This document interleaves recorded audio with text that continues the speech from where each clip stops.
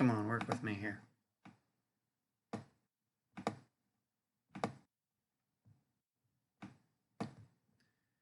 Work with me, screen. I'm not sure if this is working or not. Can everybody hear me? I'm in here a little early, so if anybody's in here.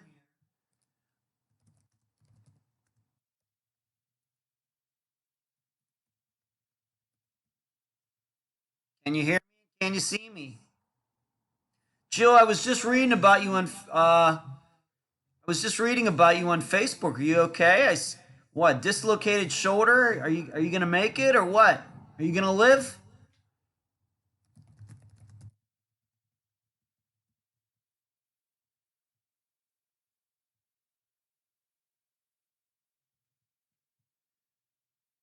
I'm in here a little early tonight because once again, using this new system to broadcast through YouTube. I think I explained a little bit last week how I have to use this thing called Wirestream, and you can see it down here in the right-hand corner somewhere, or Wirecast.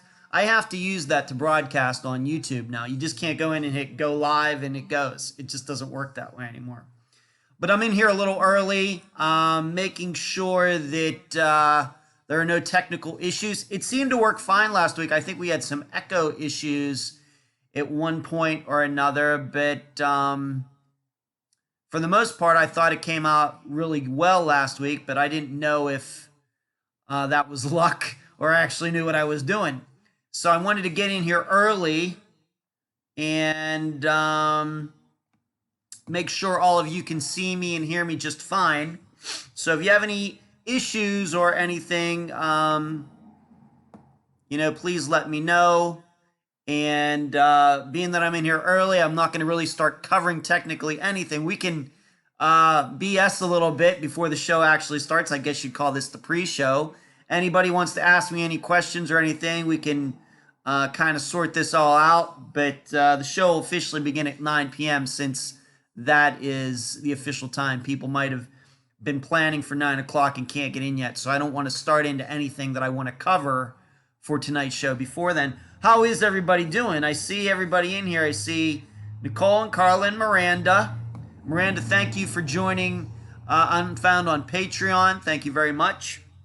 Mark, Layla, Nana, and Jill. You're here? Jill, you are here. So I guess you must at least be okay to tune into the live show. Thoughts on Ashley Sanders from Glendora, Texas. Just don't know enough about it to comment. Jill, maybe I can do that right at this second if everybody doesn't mind me looking that up. Carla, so happy I'm here. I missed the last two think tanks and was disappointed. Well, you know what, Carla? You'll get another chance on Sunday evening when we go again. And hopefully you'll be able to make it then. Mark, I'm doing good. I'm doing good. Lou, what's going on, Marcus? I'm doing okay. Let's just... All right, Jill. Jill can hear me. Great. Awesome. Let me just... do something here. I'm working on my computer here for a second. Let me look this up. Okay. Let's see here. I'm looking that up right now, Jill. I'm looking up Ashley Sanders right now. I don't know what I'm going to be able to tell. And just reading this for like a minute, but I'll give it my best shot. I'll just read an article. It's been nearly a week since the family of Ashley Sanders has seen her. Sanders, 28 years old, disappeared on Tuesday, March 19th, so over a week ago now. We're walking along Route 2090 near Splendora High School. Her sister Kayla is worried she might have come to harm. We need her to come home. We are worried about her. According to Kayla, years earlier, Ashley disappeared when she traveled to Abilene to see her father while telling other relatives. She's 5 feet 4 inches tall, 130 pounds. On her top right chest, she has Guns N' Roses tattooed. On her forearm, she has one arm with leopard print. Just hard to say right now if that's all the information that's out there, Jill. So it's just hard to say right now. We don't know, um, if she's involved in some, illegal activity. I'm not saying she is. I really don't know. Jill says Ashley is from where Donna Kay is from, small town, a lot of sketchy folks. Yeah, Donna Kay Cloud. Of course, a case I hope to cover on Unfound at some point, because I am familiar with that case. Yeah, Splendor, Texas. I know your family is from there, Jill. Okay. Any thoughts on the McStay family trial? I think the guy did it, Jasmine. That's what I think. I think the guy did it, and I think that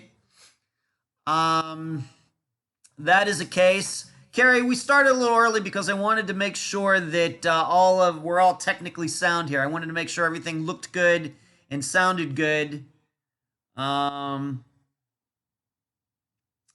yes, a little early, Carrie, and I'm sure Cherie will be in here soon to wield the wrench if any trolls get in here. But yeah, I wanted to start a little early just to make sure everything's working. I'm not going to cover any of the material over on the computer over here to my left, my outline, until 9 o'clock. I don't want to start this. People plan for 9 o'clock, so I want to respect that.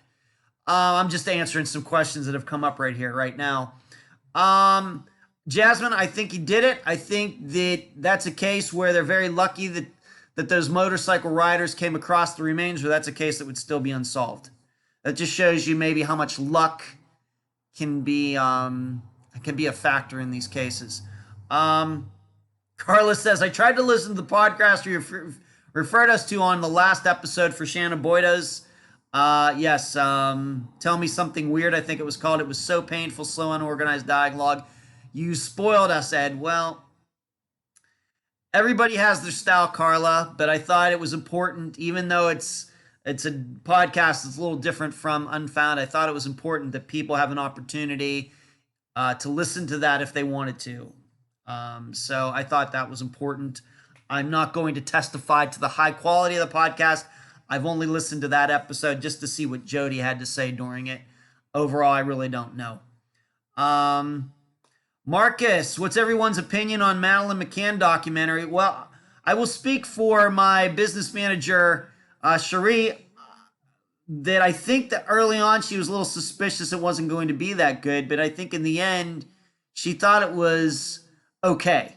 I don't know if it exceeded her expectations. I've not watched it, but I have talked to Cherie about it. Maybe when she gets in here eventually, she will be able to tell you what she thinks, Marcus. I have not watched it, but Cherie thought it was, I think, okay. Carrie's saying, I was freaked out thinking my alarm didn't go off. No, you're perfectly fine, Carrie. Just got in here 15 minutes early once again because I'm using this Wirecast, and I have to operate YouTube from this program, this Wirecast program. I wanted to make sure it worked again this week. Tammy, watching from Boston. Okay, Tammy, I think I did see something you posted maybe on Facebook about having to go there for work, right? It's amazing I remember this stuff, right? I think you're up there for work because I don't think you actually are from there, Tammy. Thunder there in Boise, Idaho. Is that right, Layla? Okay. It rained here early this morning in Madeira Beach, but it was another beautiful day, a little windy. I went out and practiced my disc golf playing a little bit today. I had some time to do that. It was a beautiful day to do that. And I can tell you, if you're out there for an hour, you will get sun. You'll get a little burnt. So there you go. Yeah, the McCanns didn't do it, Carla says. Yeah, I really, I don't know any more about, in fact, I probably know less than many of you do about Madeleine McCann. I have to be honest, I really have not followed that case really, really closely, I'll be honest. So probably a lot of you know more than what I do about that case. What I know about it is just general reading about it and then talking to some people who've contacted me about it. That's about all I know. I don't think that I've ever leaned toward the idea that the McCann parents did anything to her, to Madeleine. But you never know. You never know. Any updates on Jessica Hamby, Tim asks. Tim, not to my knowledge. Not to my knowledge. So I don't know. I don't know about that. Are we going to be talking about any updates on any cases? Let me just look at... we did quite a bit on that last week, so I don't know if we really have any updates on any of Unfound's cases for this week. I must have talked about 4 or 5 cases that Unfound has covered last week as far as updates, and that was nice. I don't think I have any right now. None on the outline right now, Tim, so I really... there may be... I just have not been told about them. Layla says Wi-Fi knocked out twice because of the thunder and everything. Well, the power did go out here for like a split second today. Like that fast. And then it was back on. Layla. James, what's up? What up to you? Nana, our snowbirds came back to Wisconsin. They all love Florida but are glad to be back. Yeah, it could get busy here. I am certainly in one of those areas, Nana, where you do get a lot of people. You see a lot of northern license plates. You see a lot of license plates from Ontario, Canada. Don't really see any license plates from any other province in Canada. You see a lot of Ontario plates, license plates, at least here where I live. But yeah, probably people will be moving back. And of course, the last few weeks have been spring break. So you see a lot of younger people, you know, walking on the streets, going down to the beach and everything too. So it was like a combo of northerners and college kids like the last 3 weeks. But they are starting to thin out. That's true. Thank you. Congrats on the awesome Jeff Wise article. Thank you very much. We're going to be talking about that. I'll be talking about that in a few minutes. Thank you for the congrats. I appreciate it.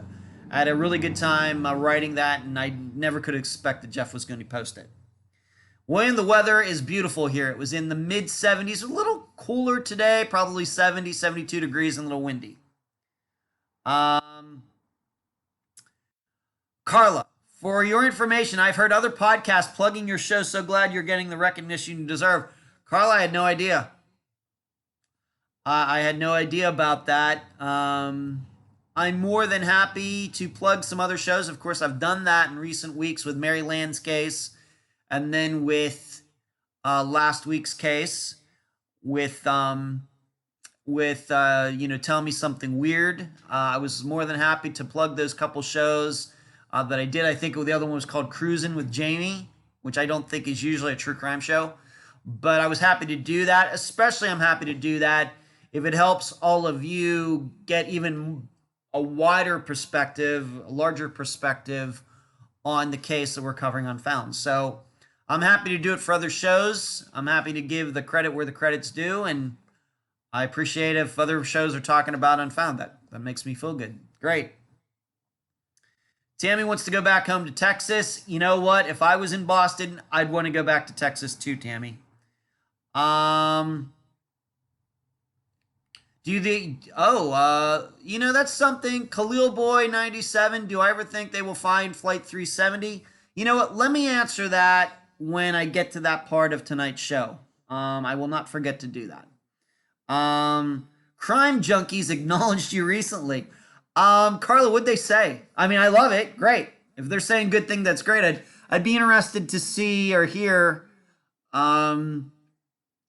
what they specifically had to say. Because, I have to admit that I'm really not aware of how many other podcast hosts follow Unfound. So I don't know. I appreciate it. And unfortunately, I think that I've been more than honest. As busy as I am, I don't get to listen to a lot of other true crime shows. I listen to Cruisin' with Jamie, and I listen to Tell Me Something Weird, those episodes, because I thought it was important to listen to them to do my own work. But I think I've stated, when I'm not doing Unfound work, I'm usually watching Columbo reruns, or I'm watching DVDs on the TV right back here. I've been watching a lot of older James Bond movies now. They've been on there. I'm doing stuff. I've had like James Bond. I think I watched Tomorrow Never Dies. I watched The World Is Not Enough. I watched A View to a Kill. Once again, I don't just sit there and watch. I'm doing work, but they're on the screen and I'm doing things. So I just don't have a chance to listen to a lot of other true crime stuff. But obviously, I guess some hosts are, and that's great. I appreciate that. Carla, especially about my interview style. Well, I have to say I take great pride in that. I would hope after 130 interviews that it'd be decent. So I appreciate that people recognize that. That makes me feel really good. All right, well, it's 9 o'clock. I think it's time to, we've done the pre-show. It seems everything is working. Everybody's says I'm looking good and sounding good. So it sounds like the technology is working. So let's get this done. LaFord, what's going on? Ann, welcome. And I know Cherie has to be here somewhere. Let's see if she is getting in or not. We'll just have to see. Okay. Welcome everybody tonight. And it is March 27th, 2019. It's another Unfound live show. I first need to give a shout out to Dee, who has, I think, become the official let everybody know about Unfound Live on Wednesdays when she posts that camel. When she posted the camel and said, you know, it's hump day, so that means Wednesday, so that means Unfound Live. And somebody said, should we call this show Wednesday Night Live instead of Saturday Night Live, Wednesday Night Live? I think that's pretty cool too. But I wanted to give Dee a shout out for posting that in the group. I think it's really good. It gets everybody's attention. And I appreciate the work that she put into that today. She had to tweak it a couple times, but that's fine, Dee. I love it. All right, I love it. Thank you very much. Carol says, love the, yeah, I love Columbo. Carol, love Columbo. Might be my favorite TV show of all time. Love Columbo. So as you can see, I finally got a haircut. I was really needing one. Big time needing one. So I got it cut yesterday. Really did not get it too shortened up because you should know I think I have a plan to grow my hair long again.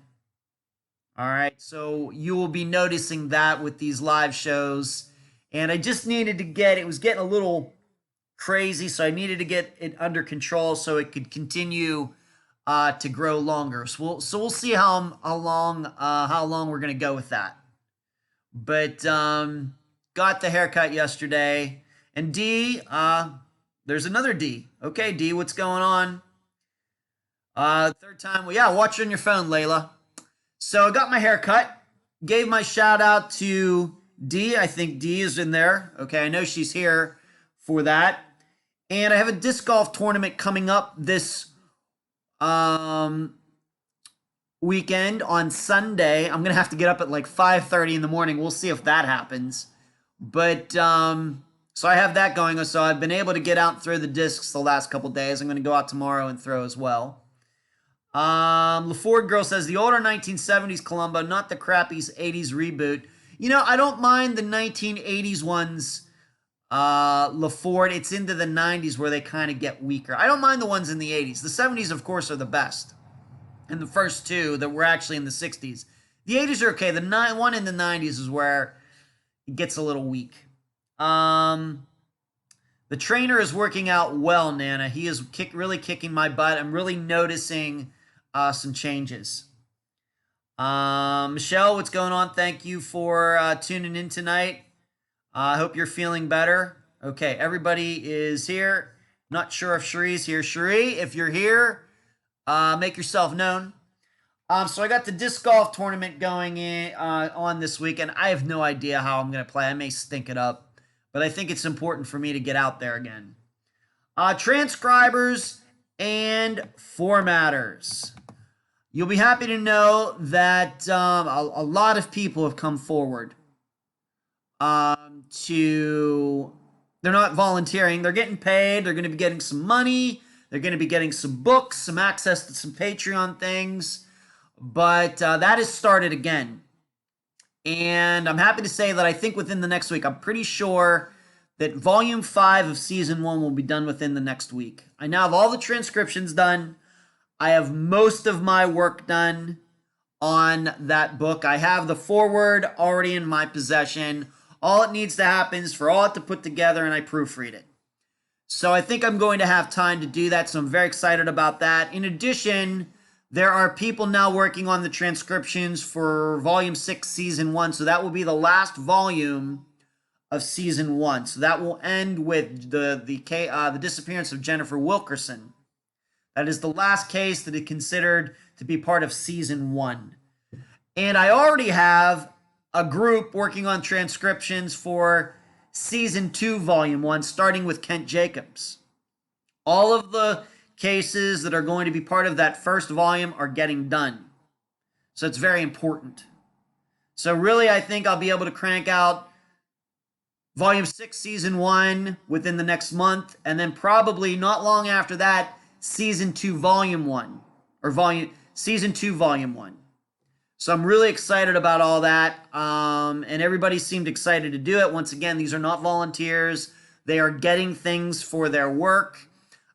It's transcription work, but it's also formatting, as they now understand. For those of you, some of you may have been working. Some of you formatters, transcribers might be watching tonight, and I'm really glad that I was finally able to get that going again after so much going on. Especially the end of last year, my mother's death really could not put it all together. Just too much going on. But I'm glad that I think I've finally seen the light on this, and I think that I'm not saying I'm going to catch up to right now, which we're in season 3 now. I don't know how quickly I'll catch up to the present, but we're going to get closer, and that makes me feel good. D, yes, your job is now on Wednesdays to post the camel. Yes, that is your job now. You are the designated poster on Wednesdays. Yes, officially. I'm stamping it right like this. Hello, Vicky. Hello, Rachel. Karen, Wednesday, 9 p.m. in your time zone, but it's Thursday, 12 noon in mine. 12. Karen, where are you? You must be in... Okay, let me think this. 13 hours ahead. You must be in the Far East somewhere. I don't know. China, Japan, Australia. Where are you, Karen? I'd love to know. That's very interesting to me. You're all kicking booty, catching up. Great job, all. I think she is, but Karen, if you feel comfortable saying where you are, Karen, please do that. I would love to know.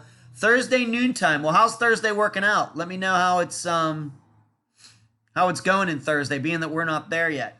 So that's what's going on with the books right now. I've not designed the cover for volume 6, season 1 yet, but that won't take very long to do. But really, what's going to be is just writing my.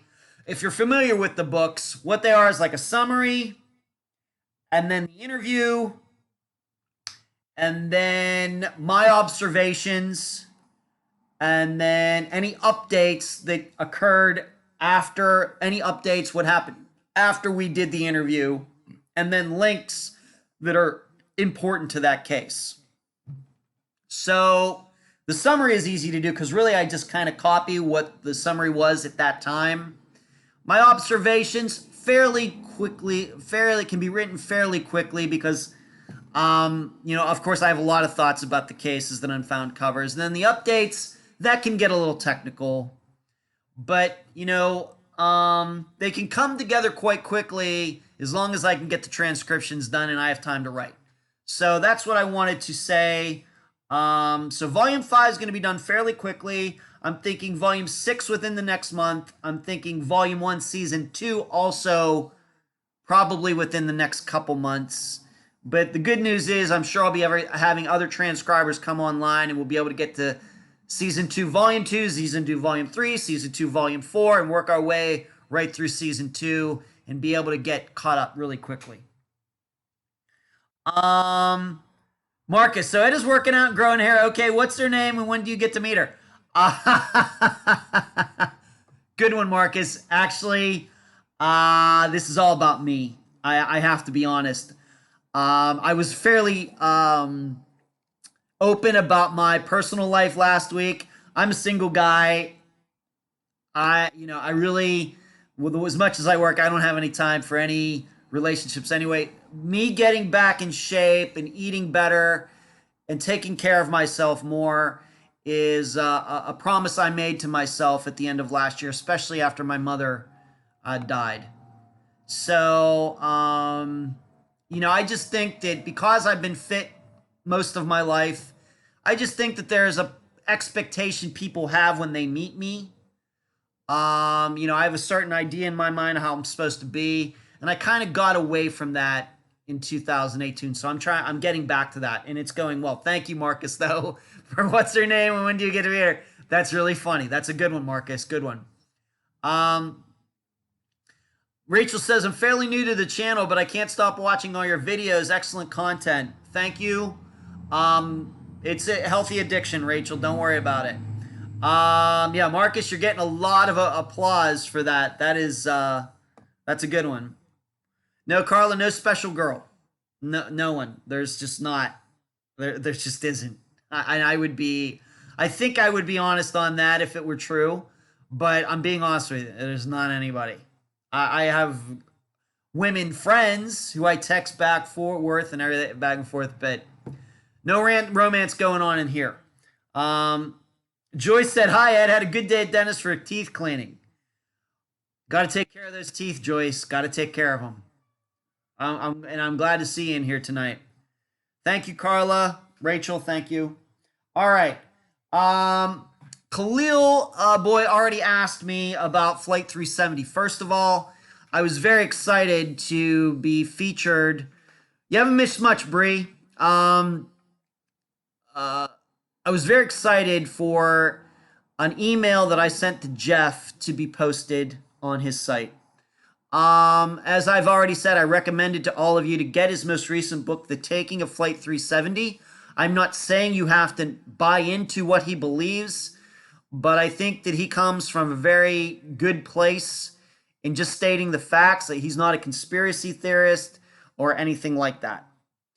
Of course, I've known Jeff since the summer of 2017 when he was on Unfound, and he and I have written back and forth to each other quite a few times since then, as more information has come out. And when he wrote the book, when he wrote the newest book, I downloaded it to my Kindle. I read it, sent him one email. He responded, and he asked me he found out, I told him about my magic background as a stage manager working in a magic show. And he wanted my opinion. And that's what you saw. It was edited a little bit, but I would say he kept about 97% of what I wrote. And it's a big thrill for me to be, that is one of the main aviation blogs out there. And to be featured there, it is a disappearance. That is my work. It's just, in this case, it's a bunch of people and an airplane, a jet. It's a great thrill to be there. And I could have never expected, I didn't want that. I didn't request that. When I sent him that email about all the magic stuff that I wrote about that you got to read, I had no idea that he would decide to post that on his website. No idea. No idea. It was him alone that after he read it decided, this is so amazing, I'd like to post it. And I said, sure, great. So, it's great. It's just, I can't even begin. And, Jeff is a guy who's been on CNN, he's been on PBS, he's been on MSNBC, being asked about not just Flight 370, but a lot of other aviation issues. Of course, the recent crashes. If you ever watched that show Mayday, he was featured on a few of those episodes talking about plane crashes from the past. So to be able to know him, talk to him respect my opinion about something that is actually his expertise, I just feel so fortunate to be involved. And if I contribute in some small way to finding Flight 370, and that would be spectacular. I can't even begin to tell you what that would mean to me. Now, somebody did ask, what do I think? Karen is from Australia. Okay, thank you, Michelle. Karen is from Australia. Okay, well, good day, Karen. Let's see. I want to catch up on some of what people... Carla says, I got a new grandson today. Emmett James. Wow. That's awesome, Carla. Pamela, what's going on? Everybody's congratulating Carla now. Please do. Dee said, Ed, my husband says I need to put my hair back on. Well, I'm going to be growing my hair long again, Dee, so he might get his wish. Tammy, I listened to Jeff Wise's first book last week on Audible. I downloaded the recent one to my Kindle app, but I haven't had a chance to read it yet. Tammy, thank you. And Jeff's, I'm sure, thanks you. Once again, I know that his idea is out of the mainstream, but he backs it up with statistics and information and facts and things like that. And of course, on top of everything else, they looked where they thought Flight 370 is, and it's not there. So the jury is still out. Gene says, sorry, we missed Sunday's live discussion group. Anything new on the Texas case of Turner? Not to my knowledge, Gene, but if you're on the Patreon group, I'd love to see you there on Sunday night, where we will be talking about this Friday's case. Mary, what's going on here? Thank you for the subscription. Mary, great to see you. Alice, what's going on? Full Metal Jackalope, hi, Michelle. It is here in Livingston, Texas. We got another Texas person. Tammy said you enjoyed Jeff's first book a lot. Great. Awesome. But Khalil did ask me, what do I think happened to Flight 370? I think that, I can't help but say this, I think that Jeff Wise is going to be right. I think that Flight 370 will be found, and I think that he will be right. When is that going to be? I don't know. I mean, here we are 80 years later, and Amelia Earhart still hasn't been found.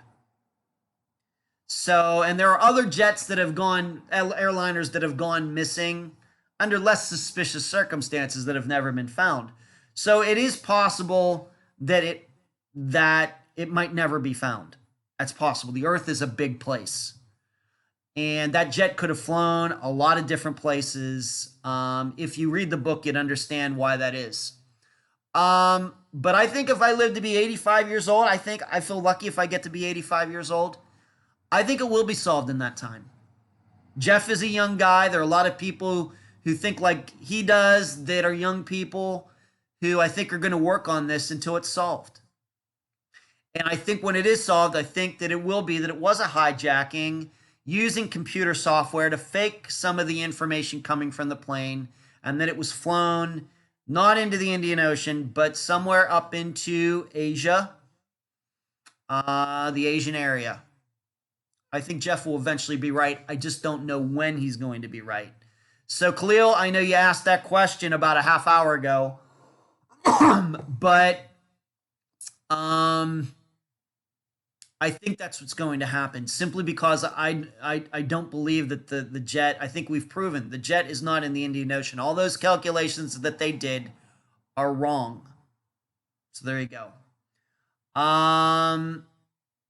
Vicky, Ed, your humility makes your personality quite appealing. I enjoy this program and all the Unfound programs so much.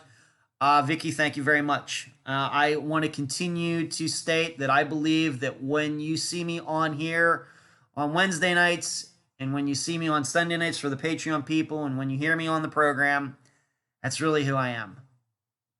I use my regular voice. You hear here, right here, is the voice I use in public. There is no facade going on here. And I think that if you talk to my assistant Emily, if you talk to Cherie, who've gotten to know me quite well, we have a lot of conversations about Unfound. I think that they would say the same thing, and I think my guests would say the same thing. Joyce, of course, Rivatuzo is in here tonight. She's met me in person. I think that she realizes it's these people that like have on-screen personas and off-screen personas and everything else. That sounds like a lot of work to me.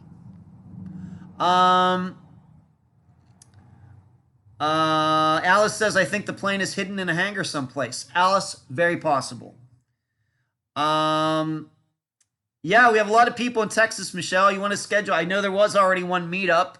Who Charmin put that together and had to do with Thomas Brown case last summer. Sure, great. I'm all for it. Thank you, Vicky. Thank you. Okay, so once again, if you've not read what I wrote at jeffwise.com, I didn't write it there. I wrote it to him and he posted it. Jeff did. If you haven't read it yet, please go to jeffwise.net to read. You'll learn a little bit more about me and my background when I lived in Las Vegas, but you'll get to see that Flight 370 mystery from a magic standpoint. And I'm not a magician, but I got to work with a lot of magicians and saw how tricks come together and how the magicians work on them behind the scenes. And I think that that's what Jeff was looking for, and I was happy to provide him with that information. A lot of people, South Dakota. Okay.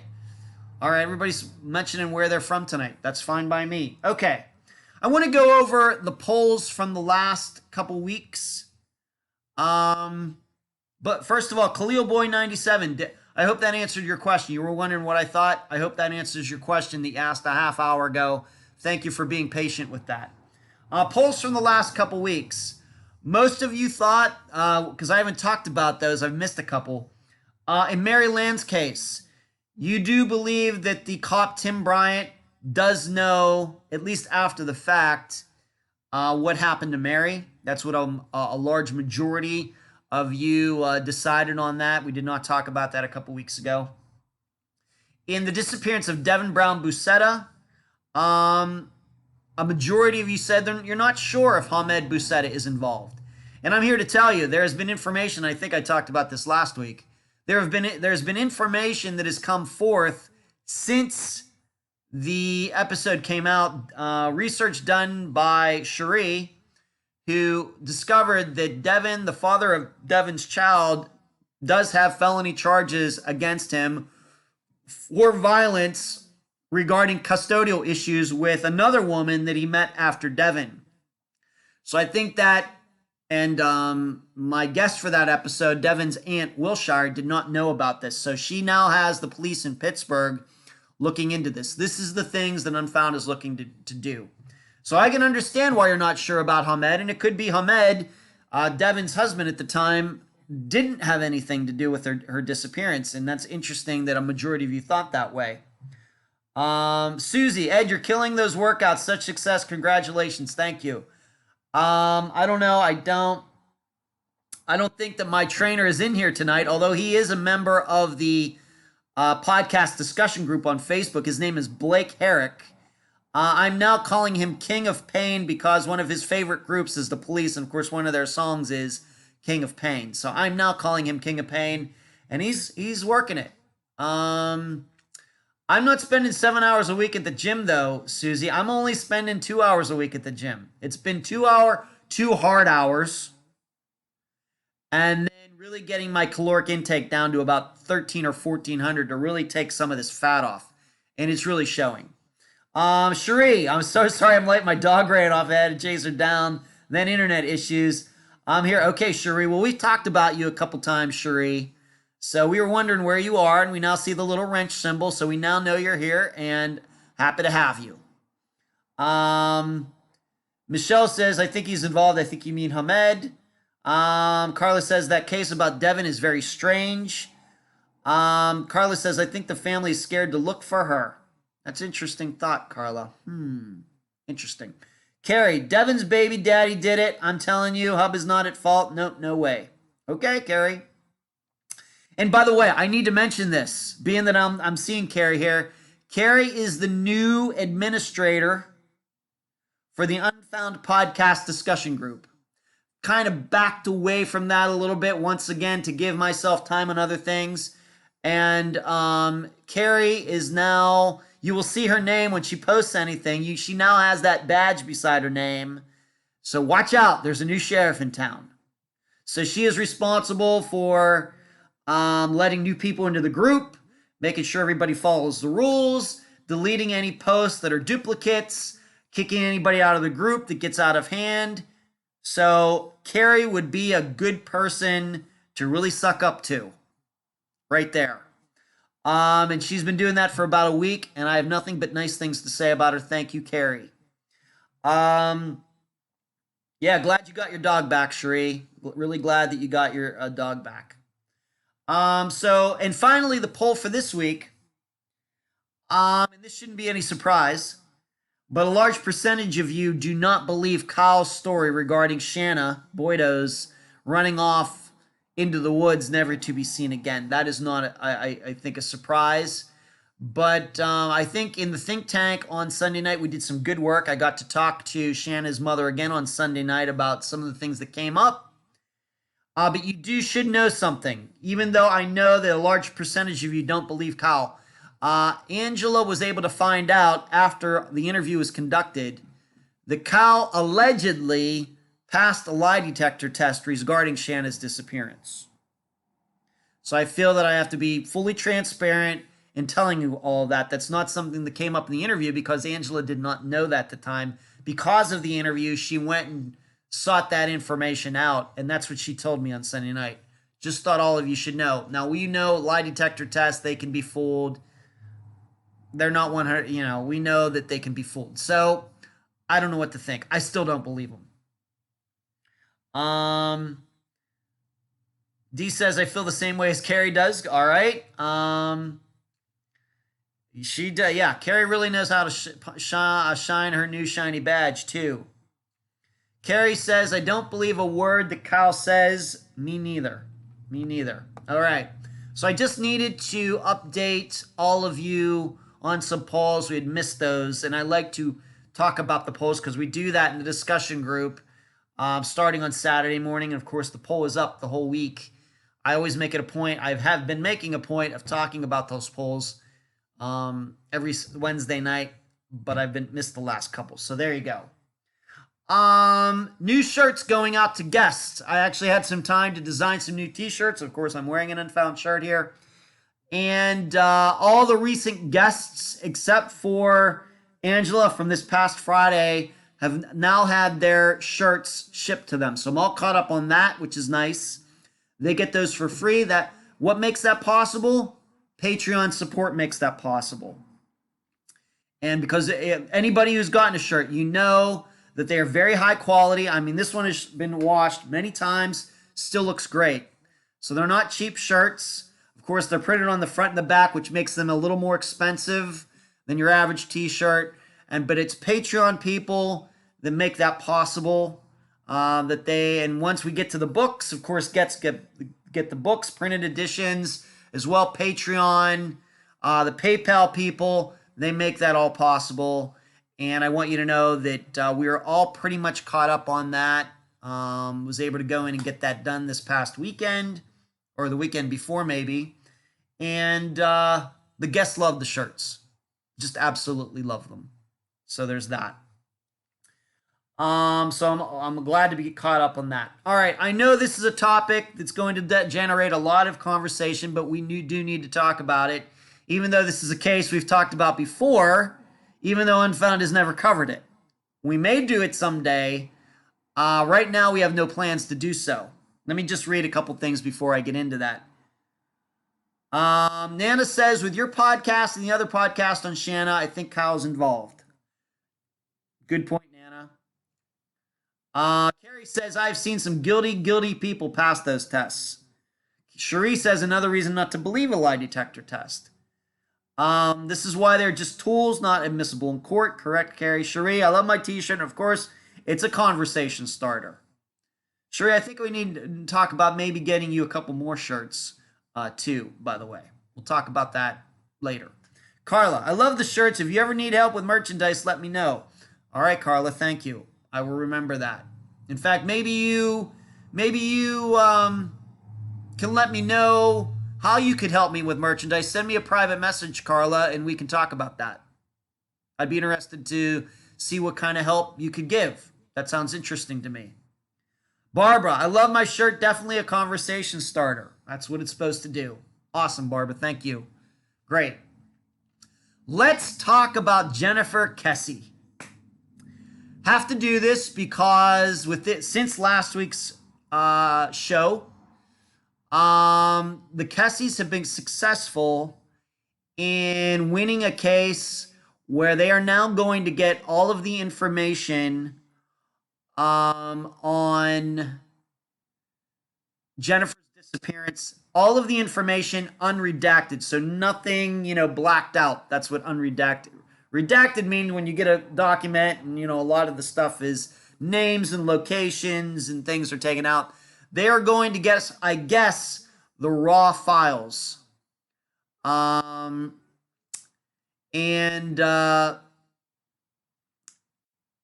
to go to court to do this. And I'm just looking, family wins case to obtain unredacted records. I would never, I think I've said this before and I'll say it again. I would never counsel any guest that has ever been on Unfound to sue the police department. I would never do that. Now, it seems this may have worked, but we don't know. We don't know. Just because they're going to get the records does not mean that it's going to solve this case. We just don't know. Let me see what some of the discuss the Adam Emory case. I know a bunch about it. It's interesting to me. Union of Soviet Socialist USSR. Okay. If you want to contact me privately, USSR, and you want to let me know about it, please do. I'm not familiar with it. Alice, you could go to my, there's a link in the Unfound Podcast discussion group. You could do a search for Unfound Podcast and My Shopify on Google to do that. It is a My Shopify store for the Unfound Podcast. But I would never counsel, and we talk about the problems with police a lot. It only makes sense. And I think that I'm going to continue to bring this up too. The proper way to go about getting police department's attention is the way Penny Brown did it. That's what she did. I mean, if anybody had a reason to sue a sheriff's department, she does. She didn't do that. What did she do? She got the signatures, she followed the law, she got other people involved, and eventually what happened? Tom Brown's disappearance got taken out of the hands of Hemphill County Sheriff's Office. She didn't need to sue anybody. She went about it, she found out how to go about this the right way, and she did it. And she did it very quickly. I mean, you have to keep in mind, Thomas disappeared November 2016. By the beginning of 2018, the case was getting taken out of Sheriff Lewis's hands. And once again, if there was ever a family that had a right to be ticked off at a police department, it's Thomas Brown's family. They didn't sue anybody. Now, I think you're going to see the other reason very quickly why I don't tell people to sue a police department. Because of this, they are now the Kesse family owes $75,000 to the people who assisted in this. That's in the articles written about what has gone on. Whereas Penny Brown, I believe, got the case taken out of Hemphill County's hands. I'm not going to say for free. I don't know, and I know that she's paying Phil Klein, but I don't believe she's in the debt of $75,000, and it didn't take her 13 years to do it. You have to remember something. There are vultures out there. There are people who will try to convince families to sue a police department, do this, do that, because they think that they are going to get paid to be involved with it. And I don't know anybody about, I don't know the Kesses anymore, that maybe some of you know them. I don't know the case any more than any of you do. I have never spoken to the Kesses. I've never sent them an email. Nobody associated with Unfound, to my knowledge, has ever tried to contact them. I don't know them. But to think that they're now in debt to the people, these lawyers and whoever else that went about doing this, to the tune of $75,000 is crazy. Okay? It didn't need to come to this. It just didn't. Carrie says, not a good idea to bite the hand that feeds you. Not that hard anyway. Bree, I feel like the police department wasn't doing a lot for her family. Like, what were they hiding? It took years to get this info. Cool. Okay, Alice, you're welcome.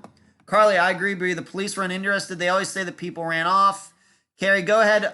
Go above head of somebody that can do something legally, who can actually prosecute. Likely they gave up on her case. Lost this. Let me do this. Hold on a second.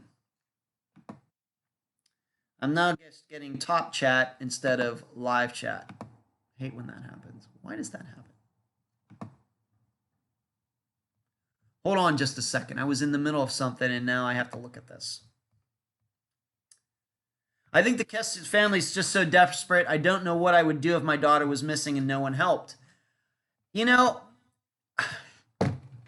every family, pretty much any family that's been on Unfound, has a right to complain. Okay, they do. But I also know if every police department in the United States was getting sued because of this, here's what they'd do. They would stop doing anything regarding missing persons cases, period. In addition, they'd be broke, trying to fulfill all these requests from all these people who are successfully suing them. We have to find a way to work with these people because, the problem, with private investigators is they don't have police power. They can't arrest anybody. Okay? They can't serve, a subpoena. So this is, uh-oh, did we lock up here a little bit? Are we going all right? The police acted like where they were hiding things. Well,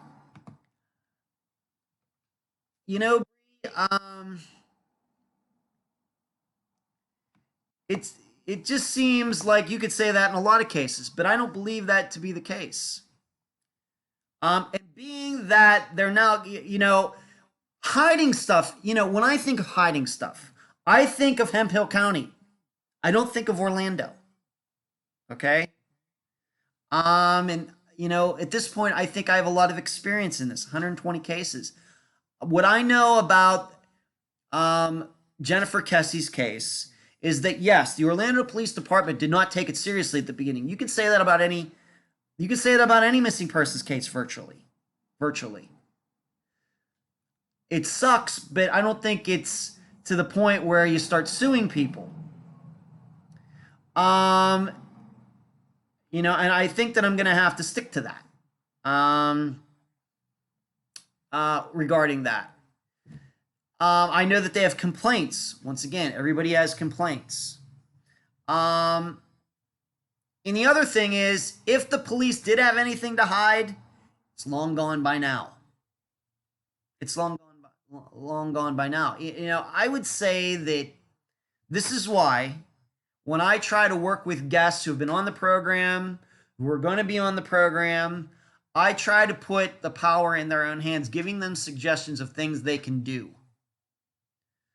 And because I don't want to get to the point where they're just waiting around for the police to do something. It may be that there may be something in this paperwork, something new, but they've looked at people Jennifer worked with. That's what the police did. The police tried to track down people, allegedly illegals working in the apartment complex where Jennifer was living. Nothing has come of any of this. Is that Orlando's fault? I don't think so. Carla says, don't you think that the idea was draw attention back to the case, not necessarily get money from the city? I don't think it was to get money from the city, Carla. No, I don't believe that. But it's the Kesses now that owe these people $75,000. And what I'm trying to say is that it could be that these people who the Kesses now owe money to are the ones who instigated it in the first place to sue them. They goaded them on. They goaded the Kesses on. Yeah, we need to bring this lawsuit. Oh, yeah, I'll do that for you. Yeah, here's what I'll charge. Yada, yada, yada. Well, to me, those people are no different than those scam artists who are calling some of my guests up and saying, you know what, I have your daughter if you give me $5,000. If these people believe this, that the Kesses are right and that the Orlando Police Department has done something wrong, they should do these cases pro bono for free. That they aren't doing it for free tells me something. You know, I work for my guests for free. I give them suggestions for free. I put them in contact with people for free. That's what I think these people deserve. All right? I realize that people have to make a living, okay? But these are lawyers. They could be doing anything else. They could be working on any other case. To think that these lawyers thought it was a good idea that the Kesses go about this tells me something, that somebody was just probably looking for a payday. And guess what? A lot of private investigators, they're the same way. They're looking for a payday. They are not paid whether they're successful or not. They're paid by day, by hour, or whatever else, whether they get results or not. And it's just wrong. I feel bad for the Kesses. I do. If it were me and they would have been on the program and later they said, well, we're thinking about suing the city and there's this lawyer who wants to do it, I would say, unless he's going to work for free, I wouldn't do it. That's what I tell him. Carrie says you start releasing too much and you're boarding, hindering the investigation. That's possible.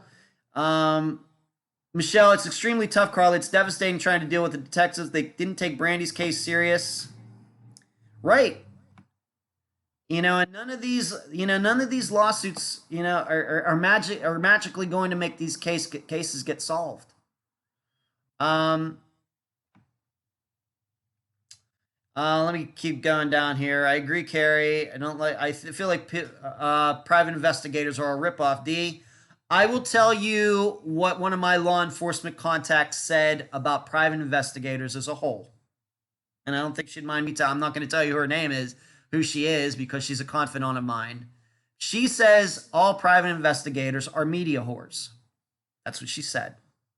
Cherie, I think that in that case it was because it didn't paint the parents in a very good light, in my opinion. Gene, hey Ed, have you ever done any cases outside the United States? Yes, I have. I've done 3 cases at least in Canada. At least 3. And then I covered some Canadians who went missing in the United States, if that counts. And then I covered a disappearance very early on in Unfound's existence. An American in Africa. He disappeared. I think he stole a jet. So yes. Mike, Ed, is it true that police have no obligation to inform the families about the details of an investigation? That is true. That is true. Especially if they think that the family can't keep their mouth shut. Yes. Alice, Breed, I think his parents were involved. They sure didn't seem upset about his disappearance in the interviews I've seen. I really have no idea who you're talking about right now, but yes, that's my email, USSR. Mason Smith. Oh, okay, Mason Smith. That's what you're talking about. I think that was a disappeared episode, right? I think so. Okay, I know what you're all talking about now. Chloe says that also suing the police can actually be quite dangerous too. Well, let's hope not, Chloe. I'm not talking about not suing them because there's going to be retribution and you're going to get pulled over for speeding when you weren't. I'm not talking about that. What I'm saying is that the police in our system of government are the only people who can serve warrants, etc. They're the only ones that can go in and do these things according to the law. A private investigator, a lawyer, cannot arrest anybody, cannot put anybody in handcuffs or anything like that. Okay? That's what I'm talking about.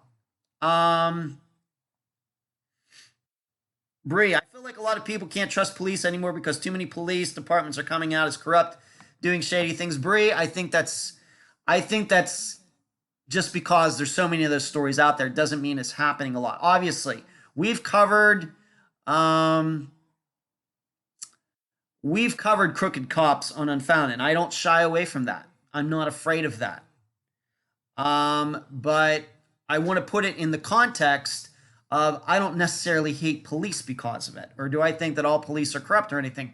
There are corrupt police out there because there are corrupt humans out there, and cops are human. That's the way I look at it. And some of them take their power too far, and some of them get into that position so they can use their power, both men and women. But I still, if flashing lights appear behind you, pull over to the side of the road and don't run.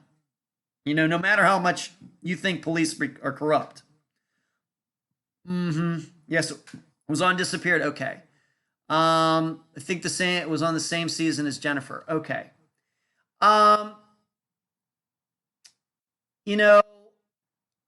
This may be different. This may be something different. It may be that the Kesses get this information, and it could be like the Bible Freeman case, where obviously there was a piece of information that the cops had dismissed, and then they came back at it. That was the insurance card that fell out of the car that was seemingly used to take Laura and Ashley away from that burning house, if you remember that. It may be that something like that pops up. It very well may be. But those situations are rare. They're rare. I think the other problem is, that the Orlando police have had, and this clash between them and the Kesses is because, at least the statements that I've seen from the Orlando Police Department, is that they have made the suggestion that Jennifer disappeared on Monday night, not Tuesday morning. And I think that's also been a bone of contention between the Kesses and the police department. Why do the police think that? Because her phone was shut off at 10:30 that Monday night and was never turned back on again. Okay? Whereas the Kesses have always insisted she got up the next morning, she got a shower, she did her hair, she did her makeup, she picked out an outfit, she made her breakfast, she went out into her car, and then that's what happened. To which I say, and you mean she never turned her cell phone on that morning? She did all of that but never turned her cell phone on the next morning. And although it's controversial, I've said this on this program before. I think the reason that there's been this bone of contention is because the Kesses have tried to point everything toward a Tuesday morning abduction. Whereas to me, now that I have 120 cases of experience, it's obvious to me this was a Monday night where she went out and disappeared. Okay? Once again, because her phone was never turned back on, despite the Kesses insisting that she did all of this stuff on Tuesday morning. Makes no sense. None. So, I think I believe that's where this stuff between the Orlando Police Department and the Kesses got started. And what it turned into? It turned into a lawsuit, and now the Kesses are out $75,000. And their daughter still hasn't been found. The side of the road is not the place to hold court. Yes, that's true, Carrie. Jill says, I don't turn on my phone until I start my work. Well, the thing is, Jill, is that was not Jennifer Kesse's behavior. It just wasn't. And she would talk to her boyfriend, her fiance, whoever it is, on their way to work every day. In fact, that's how he knew something was wrong, because she didn't contact him that morning. She would maybe contact him before she ever got into her car. Well, she never even turned her phone on. And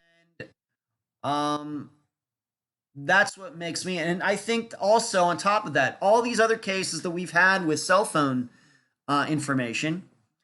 It shows that when a person's phone is turned off, is usually around the time when they go missing.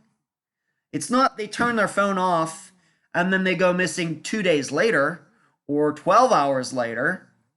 We usually figure out it's right at that time. So that's what also makes me believe this is a Monday night disappearance, not a Tuesday morning disappearance. Leola says, as I recall, the toilet seat was left up, leading to suspicion that someone else staged the scene. Layla, I don't remember that. What I remember, that was from Jody Huisentruit's case. That's the case I think of when I think of that. I don't know about Jennifer's. Bree says, yes, the toilet seat was up. Okay. Cherie, I think that happens a lot of cases. One insistence on a single fact can turn a case in the wrong direction and it's never moved forward. It happens a lot. You're right, Cherie. And that's why when I talk to guests who end up being on Unfound, I am always honest with them. In the end, they are free to think anything that they want. This is the exact reason we don't do theories on Unfound.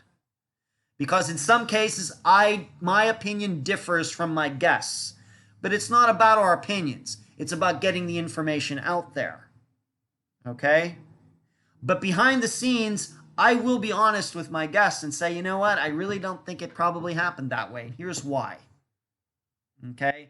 I'm not here. I love my guests. I love them all. But I'm not necessarily here to kiss their butts either. I'm not here to just make them feel good about what they think. They want answers. I'm trying to get them answers. That doesn't mean that we're going to agree all the time. My perception from the outside is that the Kesses have had a lot of people around them that will just do whatever they say. That's my impression. Chloe says, that's like one of the first things young women do is turn on their phone. Young men too, Chloe. Jill, I don't believe she was there Tuesday anyways. Me neither, Jill. Michelle said is right at that time, meaning when the cell phone goes off, that's a bad sign. Right.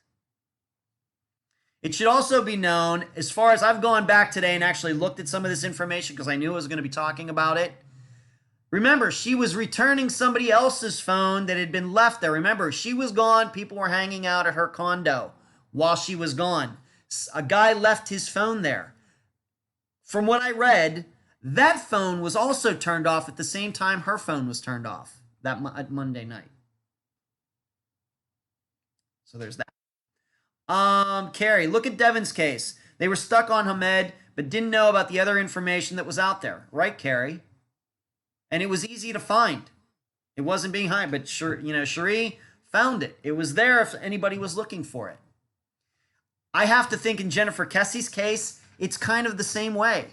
There probably is information out there that can be found, but they've been so, looking in a different direction. I wouldn't be surprised by that. Chloe says, being logical is better than suspicion. I think that's one of the things that Unfound is built on, Chloe. Amy, did she go out? Or Disco take her trash out in the complex at the wrong time with construction work going on, somebody vacated complex, where it's not unlikely someone saw or heard anything? Amy, I'm inclined to believe that Jennifer Kesse packed up all of her things and was going out that night because she was going to see some other guy. Even though I know she had a fiance and everything else, well, that's what my experience tells me. Because remember, her business stuff was gone. I could go through, and I don't want this to become a whole Jennifer Kesse, episode to cover all of this. But if you think through this logically, thinking what is still missing, thinking about that day and what somebody would do if she did walk out of her condo, was going to the car, got abducted and everything. Once you start thinking it through, the things that are still missing, the car being parked and everything, you're going to find out that a Tuesday morning abduction scenario makes no sense. All right, you'll figure it out. You will figure it out. because nobody would take her. Then remember, all her business stuff is missing too, her purse, her phone, everything else. We know what a parking lot abduction looks like. Look at Jody Huisentrude's case. That is a parking lot abduction. She's gone. Everything else is strewn across the parking lot. Not in Jennifer Kesse's case. So, Michelle, I try my best to look at any options on Brandy's case as well as others. Anything is possible sometimes. Michelle, I want you to know I think that Brandy's case will eventually be solved. I think so. I don't know when, though. Bree, I've never heard of that theory. D, you may be right, Amy. Bree says, I always heard the abduction theory. I think that Jennifer was not abducted. I don't think she was abducted. I think that there was some other guy in her life that was ticked off that she went off with her fiance for that weekend. I think that's what happened. That's what I believe. And that is not to dirty her name or say she's a two-timer. How could she have a fiance? It's not. All I'm concerned about is solving the case. That's all I'm concerned about. That's why I don't care that, we cover drug dealers, prostitutes, people who were cheating on their husbands and wives. The goal is to solve these cases, and to do that, you have to be honest about who the person was. And there are signs to me that show that she probably had another guy on the side. Mm-hmm. Michelle says you pray for Brandy. I think it will be solved, Michelle. Just not sure how it's going to get solved. Carla says, I don't think Jennifer was seeing someone else. You're perfectly fine to think that, Carla. I'm not here to argue about that, but I just think that there are signs that she was. And I keep coming back to her phone was never turned on Tuesday morning, meaning she must have disappeared sometime before that. So that would be Monday night.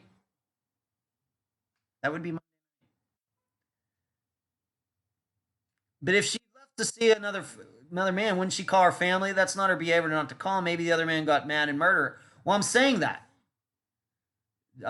She's not going to call her family because she's engaged to a guy that lives 4 hours away. I think what I'm trying to say is I think she had a couple boyfriends. I think. And remember, relationships are the number one cause of disappearances. Not illegals, not other things. It's relationships are number one cause. You can go back through Unfound's disappearances, and you can check them off, and you'll see. Ed D, I've heard that somewhere else as well. I think it was someone on that construction site. Very easy to hide her in a construction site.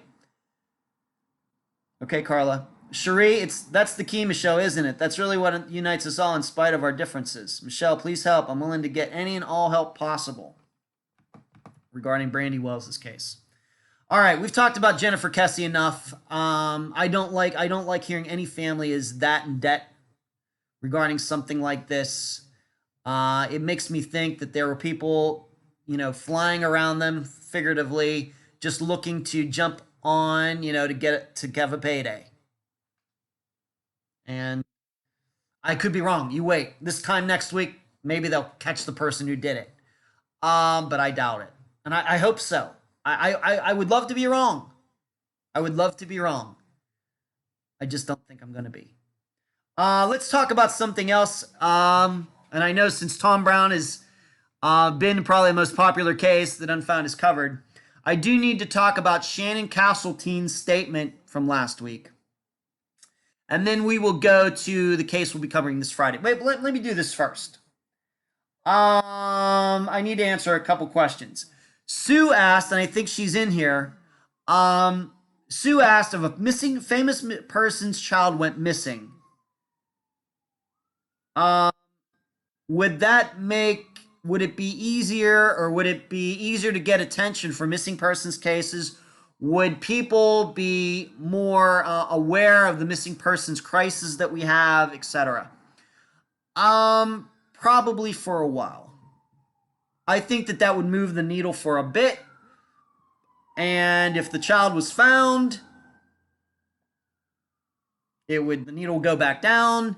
If the child isn't found right away and it goes on for a while, the needle would, be a little higher.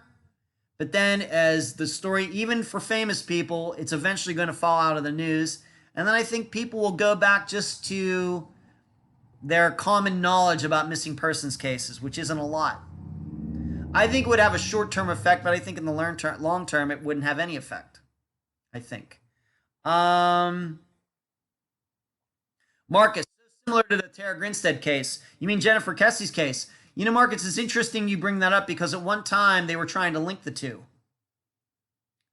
Years ago. That's very interesting you say that. Marcus, she had multiple boyfriends near the time of her disappearance. Yes, Tara did. That's right. Yeah. And we're still not sure that one of those kids who allegedly killed her wasn't having a relationship with her. So there's that. Carla says, that's why I live alone. Okay, Carla. I live alone too, and I greatly enjoy it. But let's talk about this. What I think would move the needle regarding missing persons cases as a whole in the United States would be if some famous person started a nonprofit group. We have a breast cancer, Susan G. Komen breast cancer nonprofit organization. And we know all these famous people who have their nonprofit organizations. They set up their own foundations. Maybe they had a parent who died of a certain disease. They start a nonprofit organization to fund and study that disease, etc. If we could have a famous person who started a missing persons nonprofit organization, raising awareness for cases overall, money that would go to billboards, money that would go to flyers, money that would go to legitimate, highly professional private investigators, not media whores, etc. That would certainly move the needle on missing persons, for the missing persons community for the very long term. Currently, we don't have any famous people that are doing that. We don't have anybody doing that. They of course devote their time and energy and attention to a lot of worthy causes. Cancer, MS, Lou Gehrig's disease, Alzheimer's, autism, etc. All very worthy. Just nobody's doing it for missing persons families. Susan says, I have another question too. Go ahead, Susan, I allow. Pamela, very good idea. I wish that somebody would, somebody high profile singer, actor, CEO, Bill Gates, Warren Buffett, if they were to get involved in something like that, it would be revolutionary. But nobody's done that yet. I am playing Powerball tonight. So if I win, I'll of course probably be fairly high profile maybe, and we'll be able to do that. In my capacity for Unfound, I'm doing as much as I can with my podcast right at this second. Amy says, how about a Megan Good movie? She's absolutely inspirational. Funny you should mention that, Amy. I'm not going to go any further than that, but funny you should mention that. Khalil Boy says, money talks. It certainly does, and I speak its language. Michelle, that would be incredible. We could find someone. We can do it. Yes, good. It would have to be somebody who, once again, can raise awareness and, raise millions of dollars just because of who they are. Chloe, like the disappearance of Rico Harris, Harlem Globetrotters. It brought attention, but seems quite cold now. Chloe, you're right. I need to... Carol had asked me, I don't know if she's in here last week. I missed this question. Why did I move to Florida? I moved from Las Vegas to Florida to be closer to family. At the time, my parents were spending some of their winters down here in Florida so I could see them easier and everything. But to be honest, it just hasn't quite worked out the way I thought it would. But I'm going to be staying here for the foreseeable future. Of course, I'm moving a month from now to a very nice place that I would never be able to afford if Dad wasn't paying for half. And but I fully intend, once my father passes away, to move back to Las Vegas. Just a little slow here in Florida. Just a little slow for me and everything, even though I'm a homebody. Let's go talk about the statement that Shannon Castletine, or Shannon Castletine, the statement she issued last week. I don't know how many of you know about this, but it was in response, of course, to her husband's suicide back, when was it? In February. And I'm just going to read some of the generalities of what she said. The reason this is important is because Michael, her son, and Tom were acquaintances, friends, and Michael's debit card or credit card was found in Thomas's vehicle when the Durango was found. And since then, it's been a whole bunch of conspiracy theories and suspecting that Michael did something with it, which is possible. So, having said all that, she stated that Jeff, her husband who committed suicide, had been having trouble with health issues. Seemed like something was going on with his lungs, and had been going on for a while, and he was very down about it. She said that he also had become very depressed because of that. He wasn't able to teach the way he was a teacher. He wasn't able to teach the way he wanted. And it just seemed he felt like his life was going downhill. That's the first statement that she makes in this post that she put on Facebook. Let me go here. Ashton Kutcher has a foundation for trafficked girls and their recovery. Susan, I think it was a message. Would I join in a search for a missing person area? I would. And in fact, when I lived in Las Vegas, I did a search when Steven Kocher went missing, Susan. So yes, start spamming actors and actresses. I don't know if that's exactly the right way to go about it, Carrie, but I see the LOL. We need Oprah. YouTube poster. Have you ever thought about writing true crime, especially writing about the Tom Brown case? I have to admit that once Tom Brown's case is solved, I might think about doing that YouTube poster, but nothing right now. Johnny Depp stood behind the West Memphis 3. Carrie says, I think it's really sad that Mrs. Castletine had to make that statement. Let me continue with that. You know, we're already over now. We're going long tonight. Long. She says that Jeff nor anyone else in the Castletine family has ever been contacted or interviewed during the investigation of Tom Brown's disappearance, and now we know murder. That was her second statement. Second part of it. Third, no one in the family has been a person of interest. Considered a person of interest. And then fourth, to finish off this statement, of course it was very long, I really cut it down. Jeff, her husband, did not own or ever shoot, to her knowledge, a .25 caliber gun. Reason this is important is because a .25 caliber casing was found in Tom's Durango when the Durango was found. I just have a couple comments to make about this. As far as the second statement, Jeff nor anyone in the Castletine family has ever been contacted or interviewed during the investigation of Tom Brown's case. That surely contradicts what I've been told. Her son has been talked to simply for the reason that his card was in Thomas's vehicle. All right? That was during the investigation of Tom Brown's case. All right? So there's that. Moreover, when she says in statement number 3 that no one in the family has been a POI, well, the only way she would know that is if somebody in the investigation actually talked to her, but she's saying that nobody in the investigation ever talked to anybody in their family. So, I don't know. I've had a couple of you ask me about this, do I believe that she's completely telling the truth? No, I don't. Does that mean that her son or her husband or anybody in her family had anything to do with Tom's disappearance? No, it doesn't. I don't believe she's telling the truth. But on the other hand, that doesn't necessarily mean any of them had anything to do with Tom's disappearance and murder. But I wanted to cover that because, once again, it's part of Tom Brown's case. Carrie says, I think it's really sad that she had to make that statement. Well, it may be, but she would get more sympathy from me, Carrie, if I thought she was closer to telling the truth. Bree, Ed, do you think Thomas's case will get solved? I do. Solved meaning no more questions that need to be answered, or do you think it won't get solved? I think it'll get solved. I don't know when, and I don't know who's going to be the guilty party.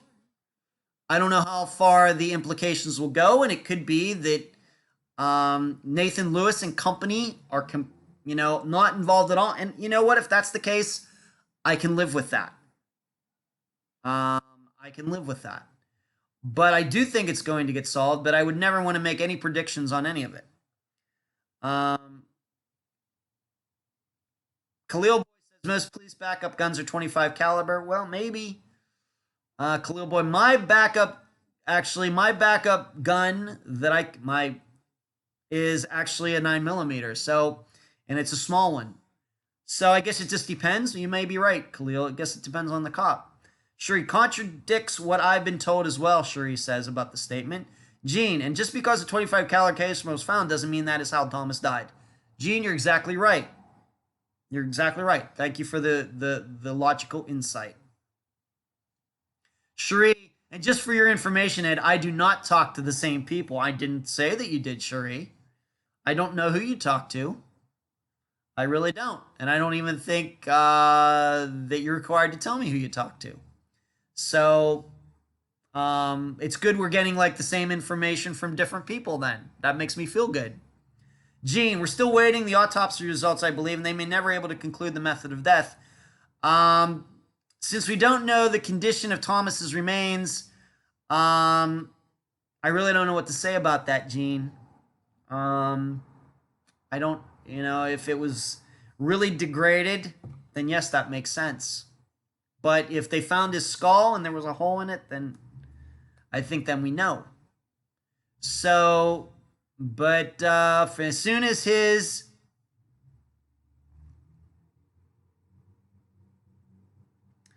I read it wrong. Okay, I read it wrong. And just for entering, Ed and I do not... Oh, you're talking to the group, not to me. Well, whatever, Cherie. If you're talking to people you trust about this case and you believe them, great by me, and that's great. So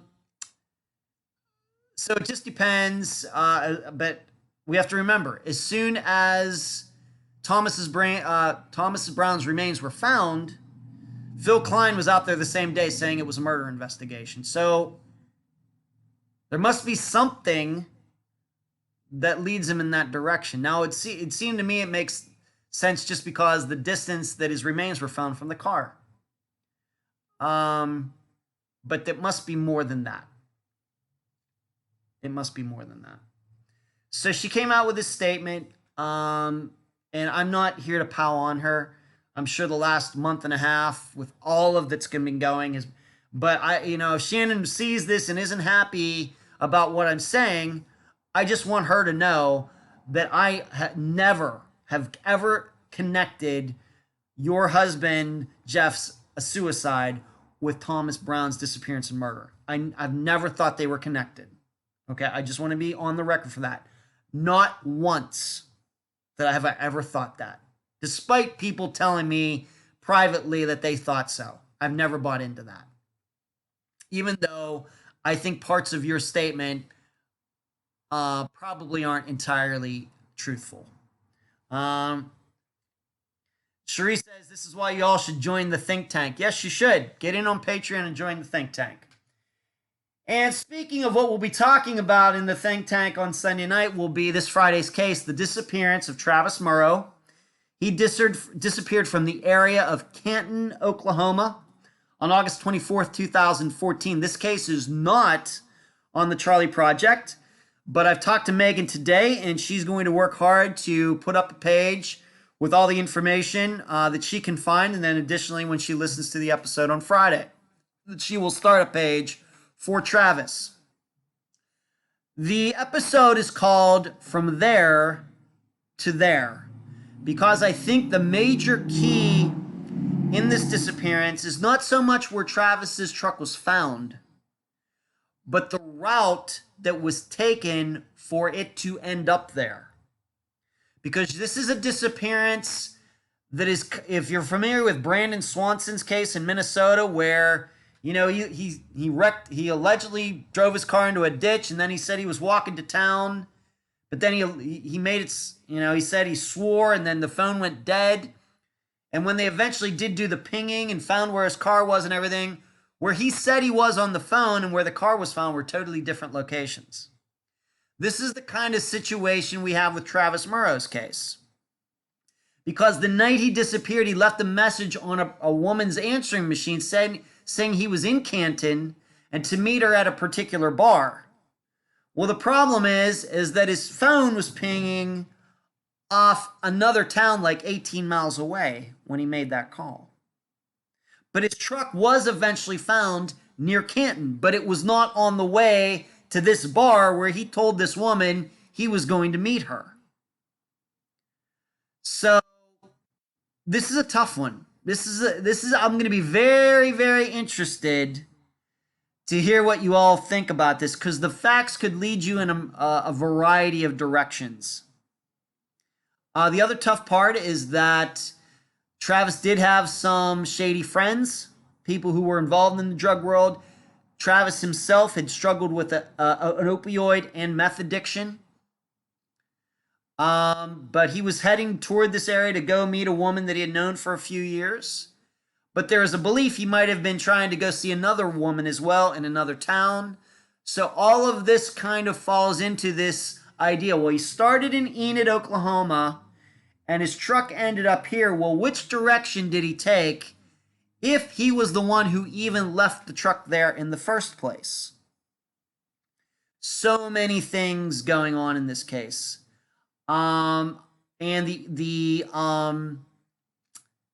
guest for this episode is Travis's ex-wife. I think this will be the first ex-wife that we've had on the program, I think. You'll be glad to know she is not a person of interest in this case. She has been leading the charge to try to find what happened to Travis. They were married for 10 years. They have a couple children together, so it's very important for her to, you know, find out what happened to her children's father. And she recognizes these addictions. You know, she recognizes the reason they got divorced in 2005. She recognizes that he had some shady friends, but he was a good father by all accounts. And you should know that she does believe that foul play is involved. I also got to speak to one of Travis's good friends about this case, and he has a lot of the same suspicions that Travis's ex-wife does. Her name is Christy, and she's in the discussion group now. So this is an interesting case. I mean, they're all interesting, but this is a case where there maybe could be some suspects, but the facts could lead you to believe that maybe Travis was trying to throw everybody off. Much like I think Brandon Swanson was trying to do in his case. Of course, that is a case that we haven't covered on Unfound yet. I would love to cover it at some time. Let's just see what some people... great product placement, Cherie. Carrie says, quite the opposite, tried to get rid of rumors. D, the ones I know from Oklahoma told me them back up is a 25. I don't know what that means, D. Barbara says, I'm going to try to keep up with this one. We have a relative in common with Travis Murrow. Is that right, Barbara? Well, that's interesting. Okay, Khalil Boy, keep working on that beach bod, Ed. Summer will be here soon. Well, okay, Khalil Boy, thank you. Carrie, ex-stepmom, but not ex-wife that I can remember. Well, we had a, in Lacey Buenfil's case, you remember Lacey's husband's mother, Cindy, was the guest on that one. I think that's the closest we've come to an ex-wife. So this is a first, an ex-wife. Ex-step-grandma, Carrie, D says, I feel like Buffalo had a hand in it. Well, we're going to be talking about Tony Howling Buffalo during the episode, D. He's not that great of a guy. His alibi is a little weak. He lived about 7 to 9 miles from where the truck was found, but just don't know. I think the case must start in looking at Travis himself and what he said, where he says he was and where he was going. And there's some time in this disappearance that seems to be missing too, because the drive from Enid to Canton is only like maybe an hour and a half. Well, it took him about 3.5 hours to make that trip. So he was somewhere. And after the interview, I will be talking about my talk with Travis's friend Scott and what he had to tell me, some additional information on top of the information that you will hear in the episode. So, yeah, sure, ex-mother-in-law. There you go. So that's going to be Travis Murrow, M-U-R-R-O-W. The episode's going to be called From There to There. August 24th, 2014.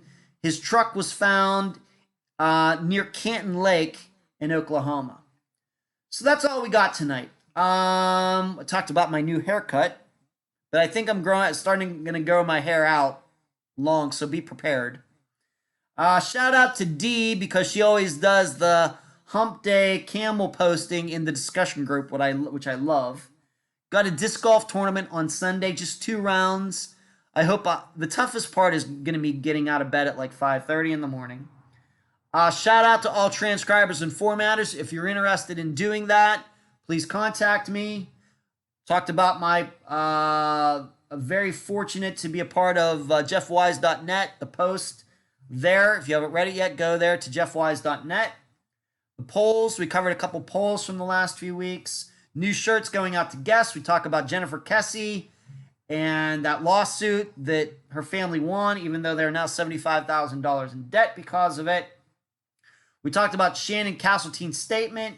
I took a couple questions from people. And then we talked about Friday's case, the disappearance of Travis Murrow. So that's all we got for tonight. I thank you all for tuning in. Had a nice showing tonight of people. I'm glad everything technologically went right with Wirecast. Thank you. And you will hear me on Friday. And then some of you will see me on Sunday night for the Think Tank, where we talk about the disappearance of Travis Murrow. Good night, everyone. Thank you all. Thank you. My favorite time of the week. Thank you all for, man, we went like over an hour and a half tonight, being that I did a little, came on a little early. I'm glad it all went well. Thank you so much. Good night.